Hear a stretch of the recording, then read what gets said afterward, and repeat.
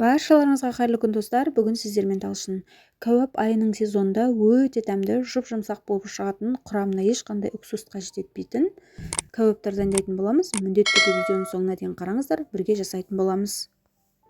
Ең алдымен бізге қажет қойдың еті қажет болады, немесе қозының етінен жасасаңыздар болады. Жақсылап осылай орташа көлемде етіп турап алатын боламыз. Қатты сақтаудың қажеті жоқ. Мен бұл жерде екі қойдың қолынан және құйрығын қосып жасадым. Жақсылап етімізді турап аламыз. Енді ары қарай дайын болған етімізге маринадтауға кірісетін боламыз. Осылай 4 дана пиязымызды блендерден өткізіп салатын боламыз, және 2 дана қызанағымызды ірілеп турап саламыз. Дәмдеуіштер қосамыз. Паприкадан 2 ас қасық,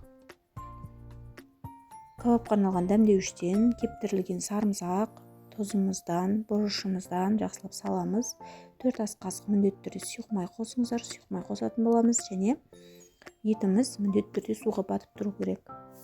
Сондықтан сарыағаш суын қосып, етіміз батып тұрғанша суымызды құятын боламыз. Жақсылап қолдың көмегімен араластырып 4 сағат маринадтауға қалдыратын боламыз. Осылай бетін жауып, етімізді қалдырып қоямыз.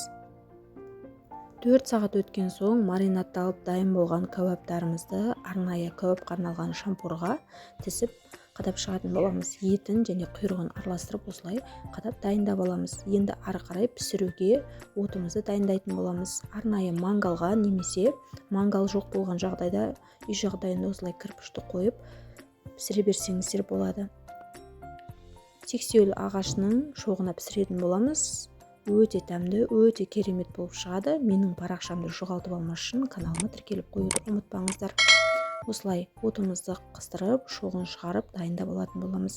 Енді ары қарай осылай кәуаптарымыздың барлығын орнықтырып қойдық. Кемінде осылай жарты сағат көлемінде пісіріп алатын боламыз. Шоқта өте керемет, өте дәмді болып шықты. Міндетті түрде жасап көріңіздер. Әлі де көптеген қызықты, пайдалы видеолар салатын боламын.